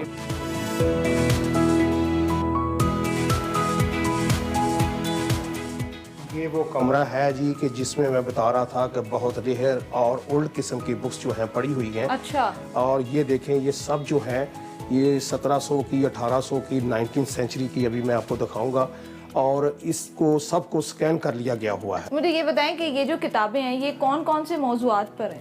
ये मिक्स है, क्योंकि उस वक्त जो भी किताबें प्रिंट होती थी और जिन लोगों के पास थी उन्होंने अतिया किया, कुछ ने जब फिर वो फंड शुरू हो गया तो वो परचेज करनी शुरू कर दी। अब ये नहीं कहा जा सकता कि किसी खास मौजूद के ऊपर है। सर चार्ल्स एचिसन ने जो किताबें अतिया की थी वो किताबें आप लोगों के पास मौजूद हैं? जी, इसी में वो मिक्स हैं, क्योंकि वो रजिस्टर के ऊपर जब वो इंदराज नंबर लगाते हैं तो उससे पता चलता है कि ये कहाँ से किताबें अच्छा, शुरू हो रही हैं। ठीक है। अभी मैं आपको उसका दिखाता हूँ प्रिंट कि ये उस वक्त की किताबें हैं। ये देखें, ये हमारे पास ये किताब है जी, ये है तारीखे पेशावर। अच्छा। और ये देखें 1869 से ये 1874 तक इसमें बंदोबस्त पेशावर के बारे में है। 1874 तक का है ये। जी जी। और सर ये कौन सी जुबान में है? ये है कुछ पर्शियन में है, ठीक कुछ है। उर्दू में है, ये दोनों जुबानों में मिक्स किया हुआ है। सर मुझे ये बताएं कि यहाँ पर कौन कौन लोग आकर किताबें खरीद भी सकते हैं, मतलब घर लेके जा सकते हैं या पढ़ सकते हैं? जी, वो लोग जो हमारी मेंबरशिप हासिल करते हैं ठीक है। उनको हम किताबें इशू करते हैं। उसमें कैटेगरीज है ठीक है। कि कौन सी मेंबरशिप लेनी है। अगर तो वो लाइफ मेंबरशिप लेना चाहते हैं तो उसके लिए उनको 5000 देना होगा, और फॉर एवर के लिए उसको लाइफ टाइम के लिए लाइफ टाइम ठीक मेंबर। है। उसमें 4 books at A time for 1 month issue होती हैं। सही। दूसरी कैटेगरी है जनरल मेंबरशिप, उसमें 2 किताबें इशू होती हैं, 1000 प्लस कोटी है, 500 जो है सब्सक्रिप्शन है सालाना। ठीक है। चिल्ड्रन मेंबरशिप है, बच्चों के लिए बहुत माइनर से अच्छा, पैसे बच्चों के लिए भी है? जी बिल्कुल ठीक है, बहुत बड़ा बिग कलेक्शन है बच्चों के लिए। और उसमें जो है हमने 500 रुपया सिर्फ सिक्योरिटी रखी हुई है ताकि किताब वापस आ जाए, लेकिन बच्चे घर जाकर पढ़े। और सिर्फ 50 रुपीज़ जो है उनके लिए सब्सक्रिप्शन है सालाना। Thank you so much sir, बड़ा अच्छा लगा आपसे मिलकर, और आपने ये जो इस बारादरी का विजिट कराया बड़ा मज़ा आया। नाजरीन, ये था आज का मेरा पाकिस्तान। जैसे कि मैंने आपको शुरू में बताया था कि हम आए तो थे बारादरी का विजिट करने, लेकिन यहाँ आने के बाद सैकड़ों साल पुराने इल्म के खजाने से भी हम वाकिफ हुए। उम्मीद करती हूँ आपको आज का ये सेगमेंट पसंद आया होगा। मुझे दीजिए इजाजत और देखते रहिए Expresso. Welcome back to Expresso. बारी हमारे सेगमेंट माइंड मैटर्स की, जिसमें वकार अहमद मलिक और मेरी परवेज आज बहुत ही इंटरेस्टिंग टॉपिक पे बात करें। मर्द ज्यादा ज़हीन होते हैं या औरतें? ऑब्वियसली मर्द। देखते हैं हमारे साथ मेरी परवेज और Waqar Ahmed Malik. Over to you guys. Thank you very much, Urban Lion Imran. मेरा नाम मैरी परवेज़ है और हम बात करते हैं ज़्यादातर मेंटल हेल्थ के बारे में, सोशल इश्यूज़ के बारे में। और आज जिस टॉपिक के बारे में हम बात कर रहे हैं वो बहुत ही इंटरेस्टिंग है और वो इसलिए है क्योंकि हम ज़्यादातर इस टॉपिक को, जिसको हम इंटेलिजेंस कहते हैं, हम इसको रिलेट करते हैं परफॉर्मेंस के साथ। हमारी परफॉर्मेंस एकेडमिकली कैसे होती है, हमारे स्कोर क्या आते हैं, हम उसको नॉर्मली को रिलेट कर रहे होते हैं इंटेलिजेंस के साथ। हालांकि इंटेलिजेंस जो है एक बहुत बड़ी इन इट सेल्फ एक सब्जेक्ट है जिसके अंदर हम डिफरेंट काइंड्स ऑफ इंटेलिजेंस को पढ़ते हैं। बल्कि ये है कि इंटेलिजेंस जो है वो स्पोर्ट्स से भी रिलेटेड है, आपकी फिजिकल एक्टिविटी से रिलेटेड है, आपकी स्पेशल इंटेलिजेंस, आप रास्ते रूट्स कितने अच्छे समझ सकते हैं, आपकी क्रिएटिविटी कितनी ज़्यादा है, ये सब चीज़ें जो है आपकी इंटेलिजेंस के अंदर आती हैं। तो हम इस टॉपिक के ऊपर मज़ीद एक्सपैंड करेंगे। थैंक यू वेरी मच वकार साहब। मुझे ये बताइएगा कि ये जो एक कॉमन कॉन्सेप्ट है इंटेलिजेंस का या IQ का, जिसके अंदर लोग ये समझते हैं कि अगर कोई बच्चा बेहतर ग्रेड या स्कोर नहीं ले रहा तो इसका मतलब है कि वो इंटेलिजेंट नहीं है और वो वीक है। That's the term that we use. जी एग्जैक्टली। हम तो हाथ मानते हैं कि खुदा के लिए इस तरह मत सोचें। एक्चुअली 16वीं और 17वीं सदी में तो फिलोसफर्स जो हैं वो बिल्कुल इसके खिलाफ थे कि नेचर जो है वो क्योंकि क्वान्टिफाइबल नहीं है और इंटेलिजेंस तो बिल्कुल भी नहीं है, तो ये एक भारी पत्थर है, इसको चूम के वो छोड़ देते थे और वो समझते थे कि इस तरफ आ ही नहीं। बट 19वीं और 20वीं सदी में बहुत सारी चेंजेस आई। एक तो साइकोलॉजिस्ट आ गए, आपको मालूम है, इन्होंने और तरह से चीज़ों को टेकअप करना स्टार्ट कर दिया। फिर बिहेवियरिस्ट आया तो आपको मालूम है कि और। लेकिन जो मेरा ख्याल है कि जो सबसे बेस्ट डेफिनेशन है इंटेलिजेंस के हवाले से और जिसने वाक़तन बहुत सारे हमारे मुगालते दूर किए हैं, जो मिसकंसेप्शंस दूर किए हैं, वो बर्ट्रैंड रसल की है। और रसल जो है वो समझते हैं, कॉन्क्वेस्ट ऑफ हैप्पीनेस उनकी बुक है, उसमें वो ये समझते हैं कॉन्क्वेस्ट ऑफ हैप्पीनेस, उसमें ये समझते हैं कि बुनियादी तौर पे एडॉप्टेशन है। आप कितनी मुखालिफ कल्चर में या कितनी मुखालिफ से मुराद ये है कि बिल्कुल एक आप किसी और जगह पले बड़े हैं और किसी और कल्चर में आपको जम होना है या वहाँ पे आपने एडजस्ट करना है। आप अगर इस काबिल हैं, अच्छा आप कितने लतीफ़ों पे हंस सकते हैं? मसलन मैं अपना ज़ाती कहूँ तो मैं पंजाबी के लतीफ़े पे तो हंस ही सकता हूँ, उर्दू के भी यूसुफी साहब को समझता हूँ किसी हद तक, और दूसरा ये है कि अंग्रेजी किसी हद तक। इसका मतलब है कि लैंग्वेज भी IQ का पार्ट है। हाँ जी, एक्चुअली लतीफ़ा क्योंकि बहुत ही कम्प्लेक्स चीज़ है ना, मतलब बहुत ही कम्प्लेक्स चीज़ है, और लतीफ़े की जो अंडरस्टैंडिंग या कम्प्रीहेंशन है वो बाकायदा एक उससे आपको एक क्या कहते हैं, एक साइन मिलता है कि ज़हानत का। सो एक लतीफ़ा है और एक मैं मुख्तलिफ कल्चर्स को कितना समझने की सलाहियत रखता हूँ। डेफिनेटली मैं जितने कल्चर्स को समझने की सलाहियत रखता हूँ इतना मेरा ओवरव्यू इफेक्ट ज़्यादा है, और जितना मेरा ओवरव्यू इफेक्ट ज़्यादा है मैं उतना ही एडॉप्टेबिलिटी या एडॉप्टेशन जो है उसमें आ जाता हूँ। तो ये तो बाद में बहुत सारे साइकोलॉजिस्ट ने रसल की इसी डेफिनेशन को फॉलो किया है कि बाकी बाद में एक साइकोलॉजिकल स्टडी जो है जो ओवरव्यू इफेक्ट के वाले से एस्ट्रोनॉट्स पे की गई, जो ISS से वापस आते हैं और उनसे की गई। तो जिस तरह की क्योंकि वो 6 महीने ऊपर रहते हैं और एक ब्लू जो ग्लोब है वो सामने विदाउट एनी पोलिटिकल बाउंड्रीज है, वो तमाम चीज़ें तो बिल्कुल एक चेंज हो जाते हैं। तो कहने का मतलब ये है कि आप एक घर से लेके डेफिनेटली जब मैं पैदा होता हूँ तो मेरे घर जो है सबसे दुनिया का खूबसूरत घर है और मेरा माँ बाप हीरो है। फिर जब मैं स्कूल जाता हूँ तो मेरा मोहल्ला सबसे अच्छा है, फिर मैं तहसील जाता हूँ मेरा गांव सबसे अच्छा है, आगे आप बढ़ते रहते हैं। मैं पंजाब में तो पंजाब सबसे अच्छा है, मैं बाहर गया तो पाकिस्तान सबसे अच्छा है, फिर मैं मगरब गया तो मशरकी रवायात, और इस तरीके से करते करते करते करते करते आपका एक्सपेंड होना शुरू हो जाता है। उससे बायसेस खत्म हो जाते हैं। जितना बायसेस, मेरा ख्याल है कि इंटेलिजेंस की जो सबसे बड़ी दुश्मन है वो बायसेस हैं। मेरा आप कंफर्मेशन बायस हम रोजाना ही शिकार हो रहे होते हैं, हर तरह की बायसेस का। सबसे बड़ी तो साइकोलॉजी का सबसे बड़ी जो मैं समझता हूँ कि एहसान है वो ये है कि एक तो हमें उसने बायसेस से रोशनास करवाया, हमें बताया कि बायसेस क्या है, वो तमाम चीज़ें। सेकेंडली मेरा ख्याल है कि एम्पैथी, जो एम्पैथी है वो बहुत बड़ी अलामत है। अच्छा, just to cut you off and add on to what you are saying, Russell की तरह ही गोलमन जो एक थियोरिस्ट हैं और जिन्होंने किताब भी लिखी इमोशनल इंटेलिजेंस के ऊपर, वो बताते हैं कि किस तरीके से इंटेलिजेंस जो है वो actually self awareness, empathy, confidence, self esteem, इन चीज़ों के अराउंड जो है वो रिवॉल्व करती है। अच्छा, एक जो कॉमन मिथ है वो ये है कि वो कहते हैं कि जी, not Goleman but generally peoples है कि आदमी और औरत की जो इंटेलिजेंस है उसके अंदर जो है कुछ डिफरेंस है, हमारी वायरिंग जो है वो डिफरेंटली हुई हुई है। और गोलमन जो है वो इसको एक्सप्लेन या जस्टिफाई ऐसे करता है कि ऑन एवरेज औरत जो है वो एम्पथेटिक ज़्यादा है, वो इमोशनली ज़्यादा अवेयर है और इसलिए वो आपके आसपास की इन्वायरमेंट को थोड़ा सा कंफर्टेबल बनाने की कोशिश में होती है। और जो आदमी है वो सेल्फ कॉन्फिडेंट है और इसलिए वो सोशल सेटिंग के अंदर जो है वो उसकी सेल्फ स्टीम जो है वो आपको बेहतर लगती है।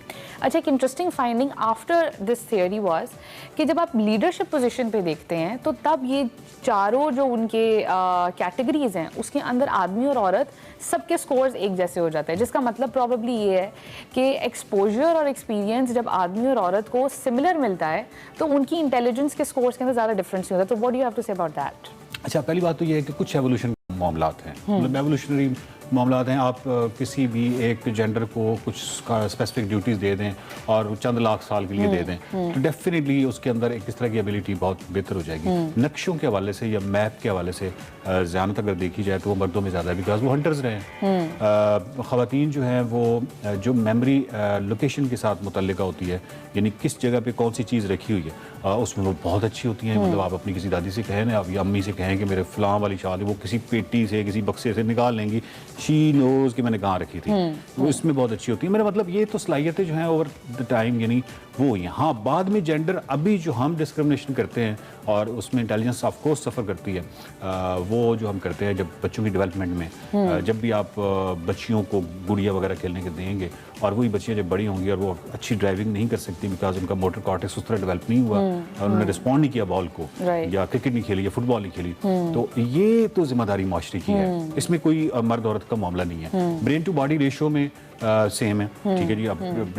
मतलब इसमें आपको मालूम है कि बहुत लंबी बहस है ख़वातीन और उसमें मैथमेटिक्स में जितनी मैटर स्टडीज़ हुई हैं वो बताए ख़वातीन बेहतर हैं। और इंटेलिजेंट क्योंकि डिफरेंट चीज़ों के ऊपर मुश्तमिल है, जिसके अंदर आपने जैसे बताया कि कुछ लोग मेमोरी को आईक्यू से रिलेट कर सकते हैं, कुछ स्पोर्ट्स को कर सकते हैं, कुछ जैसे रास्ते जैसे गाड़ी चलाना, मोटर स्किल्स उनकी डिफरेंट है अगर।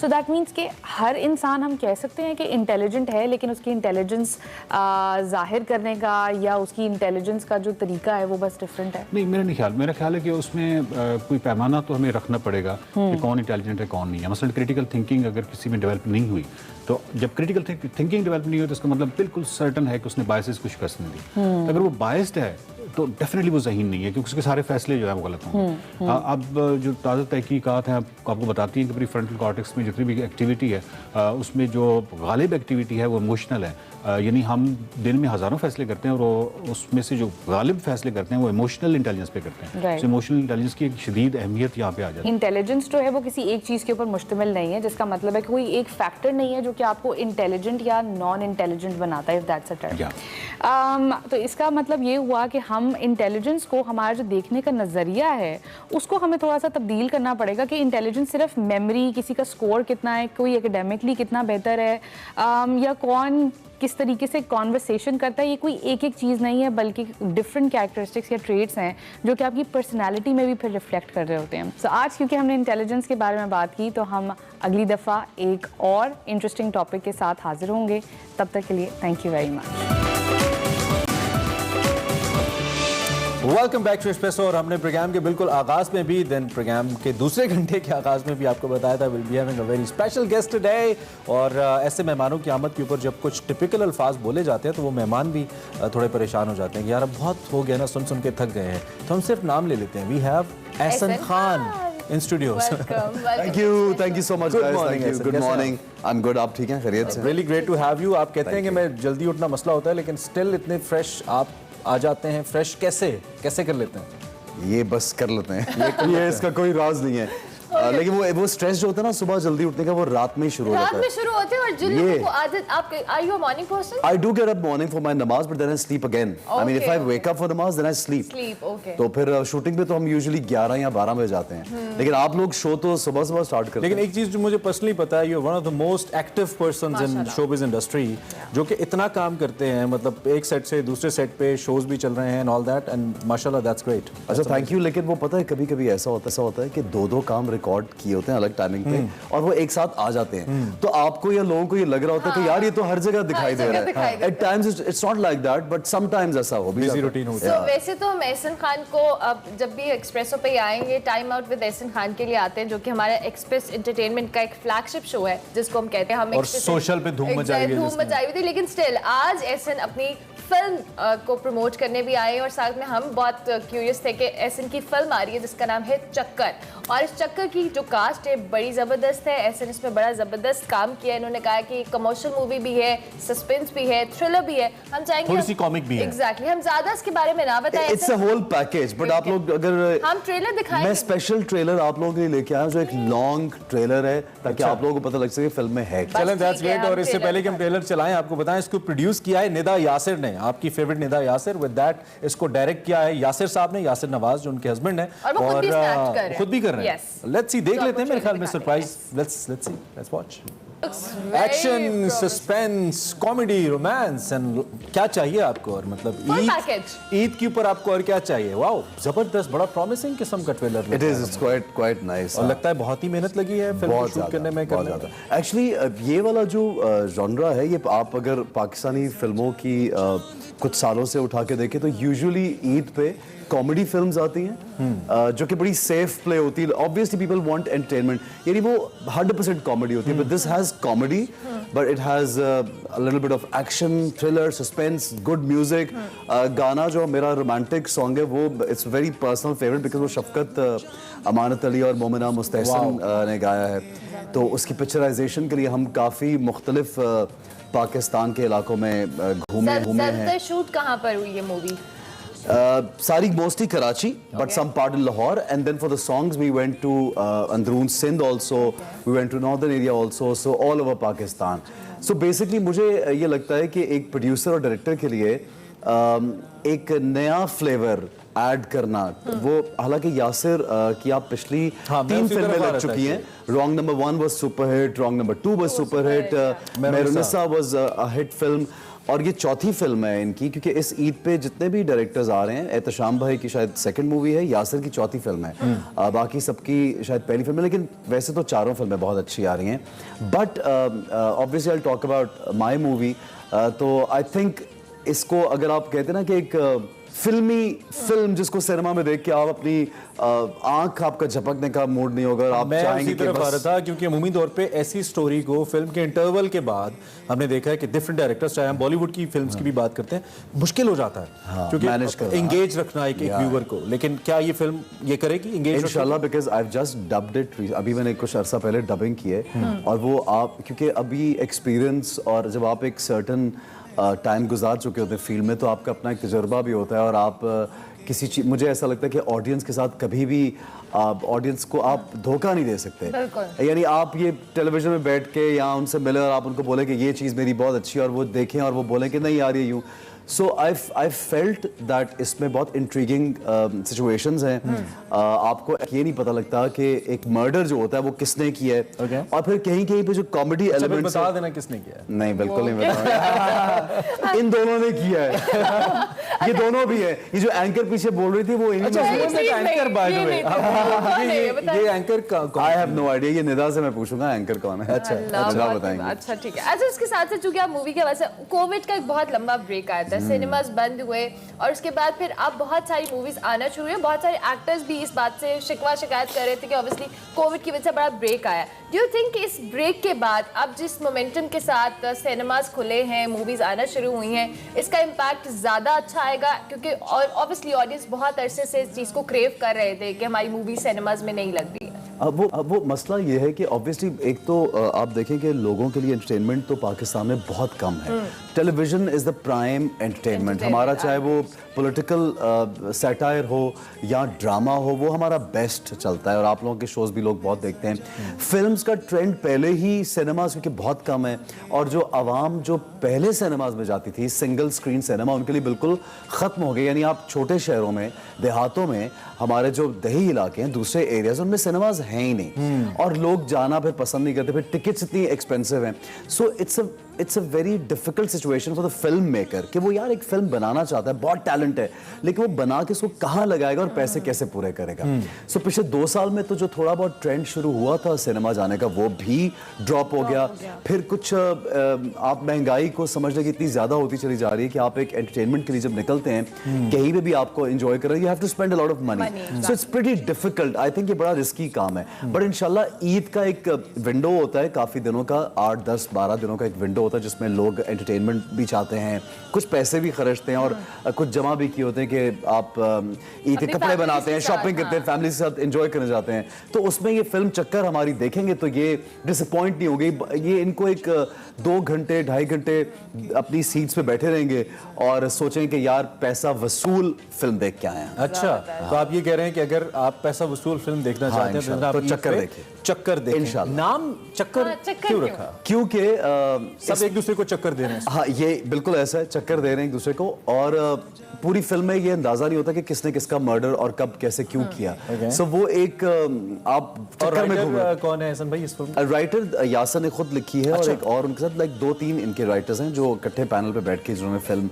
आई थिंक यासर आपको बेहतर बता सकेंगे। I read the script and I was like यार ये मुझे ना कोई मतलब इसका पाकिस्तानी स्टाइल नहीं है। अच्छा। स्क्रिप्टिंग का जो स्टाइल था, तो अब ऑल्दो व्हेन जब मैं फिल्म देखता हूँ तो प्योर एक पाकिस्तानी कमर्शियल फिल्म लगती है, बट वो जो मर्डर मिस्ट्री का अनफोल्ड होना है वो बिल्कुल ऐसा है कि आपको लगेगा कि आप कोई अंग्रेजी फिल्म या इटालियन फिल्म का एक पूरा वो देख रहे हैं। It's enjoyable, it's very nice. Ehsan चूंकि हमारे साथ मौजूद है, इनकी मूवी जो ईद पे रिलीज होने वाली है उसके हवाले से हम बात करें, म्यूजिक के हवाले से भी हम जरूर जानेंगे और एहसन का जो कैरेक्टर है उसको भी हम डिटेल में डिस्कस करेंगे, लेकिन वक्त का ब्रेक का आप हमारे साथ रहिए और देखते रहिए एक्सप्रेसो।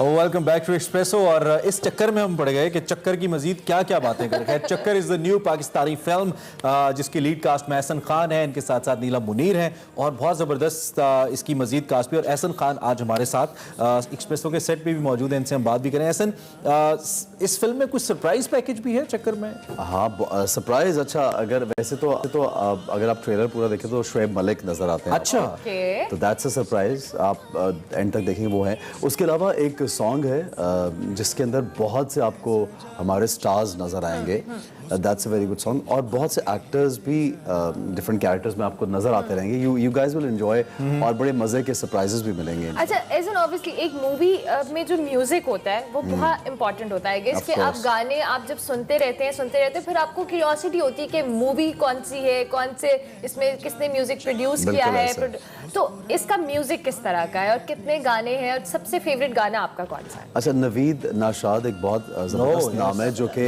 इस वक्त ड्रामे जो पाकिस्तानी हैं ड्रामाज उनके भी हिट सॉन्ग्स उन्होंने बनाए हैं, बहुत से OSTs बनाते हैं वो। और फिर दूसरी 1-2 फिल्म्स आ रही हैं उनके भी उन्होंने म्यूज़िक किए हैं, इसका भी म्यूज़िक उन्होंने किया, तो he is done a wonderful job as always. और वैसे तो इसके तीनों गाने बहुत अच्छे हैं, लेकिन मेरा पर्सनल फेवरेट शफकत भाई वाला और मोमिना वाला सॉन्ग है, that's my personal favourite because that's a मेलो रोमांटिक काइंड ऑफ सॉन्ग। और बहुत अरसे बाद शफकत अमानत अली की आवाज़ आप सुनेंगे, कितना खूबसूरत उन्होंने गाना गाया है। और वो गाने का वो ऐसा है कि जब आप अगर गाड़ी में बैठे हुए और आप ड्राइव करें तो you would love to listen to that song अगर आप रिपीट पे लगा लेंगे, इतना ज़बरदस्त गाना है वो। ठीक है, इंशाल्लाह पूरा गाना रिलीज़ होगा। इनफैक्ट वो उसकी वीडियो भी रिलीज़ करेंगे कुछ दिनों में और उस गाने को भी रिलीज़ करेंगे सो दैट सब लोग। अच्छा, हमारे पास ये गाना है तो थोड़ा सा बिल्कुल दिखाएंगे।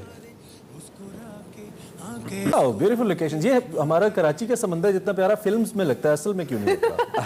आई ऑलवेज थिंक असल में उसका कुछ पोर्शन बहुत प्यारा है ना। आप फ्रेंच बीच है ना उस साइड पे जाएं तो नहीं, आप अगर कराची के अंदर हैं तो तब भी कुछ 1-2 पोर्शंस हैं जो बड़े अच्छे हैं। और स्पेशली वो जो एक रेस्टोरेंट्स की लाइन है, अगर आप वहाँ पे गए हैं दो दरिया पे अगर बैठे तो वो भी बड़ी खूबसूरत जगह है। अच्छा, लेकिन जो मेन बीच आप कुछ और बोलने वाले, जो मेन बीच है वो काफी गंदा रहता है। You are right, I agree unfortunately. अच्छा, थोड़ा सा प्रमोशंस की तरफ आ जाते हैं। लोग आपको देखना चाहते हैं, टीवी पे तो आपको देखते रहते हैं, फिल्म्स में भी लोग ऑब्वियसली आपको पैसे खर्च के देखने जाते हैं और मेरे में फिल्म का चार्म ही होता है। सही कि you know larger than life, आप जाते हैं, पैसे टिकट लेते हैं, then you watch your favourite stars.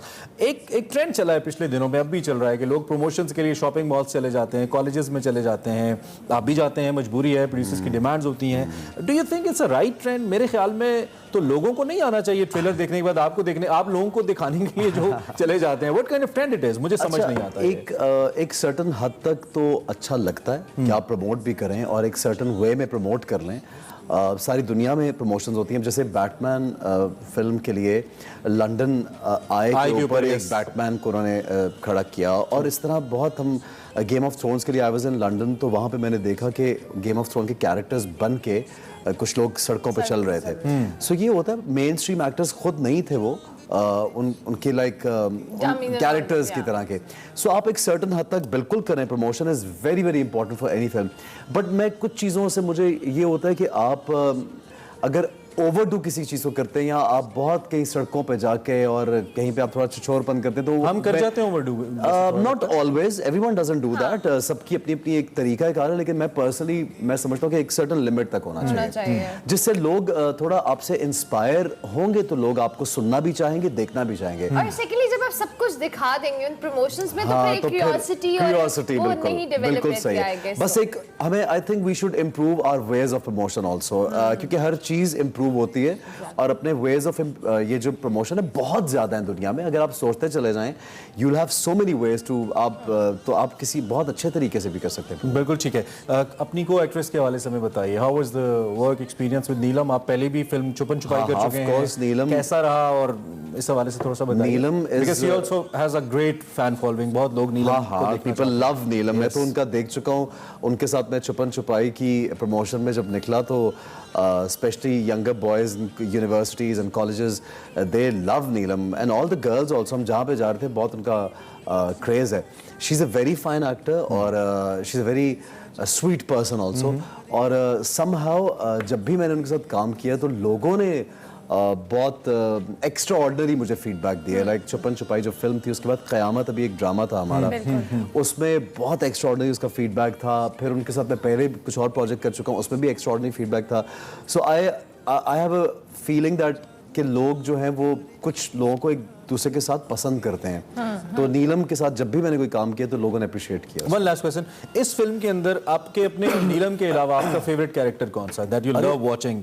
मेरे ख्याल अहमद हसन ने बहुत अच्छा लॉयर बने हुए, कर्ली से बालों में टाई में आपको नजर आएंगे। He is done a wonderful job, he is a very good actor.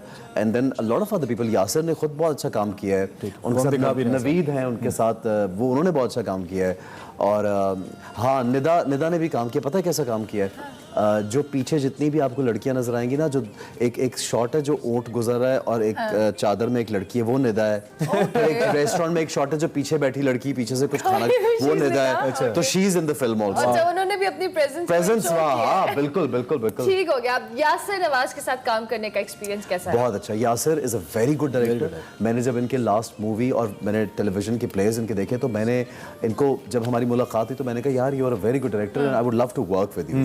So somehow इस फिल्म के साथ मुझे एक और फिल्म ऑफर हो रही थी, दोनों एक ही टाइम पे बन रही थी, तो मैं वो कर रहा था। इसमें नहीं था, लेकिन आई केम बैक टू इट। वो कहते हैं ना, बस आपको जो चीज़ मिलनी होती है वो मिल जाती है। So it's like a wonderful experience working with him. I am very very happy that I have done this film. Thank you very much Ehsan, and we wish you a very best of luck for your movie. इंशाल्लाह बहुत super duper hit होने वाली है। Trailer looks promising, और हमें बहुत अच्छा लगा कि आप हमारे शो का हिस्सा बने। आपका शो पहला शो है जिसमें मैं इस फिल्म को प्रमोट कर रहा हूं। That's really great and we are honoured. Thank you very much. Ehsan Khan की मूवी आ रही है जी ईद पर, चक्कर इसका नाम है, बहुत जबरदस्त है। आपको हमने ट्रेलर दिखाया, एहसन खुद भी आए इसकी प्रमोशन के लिए।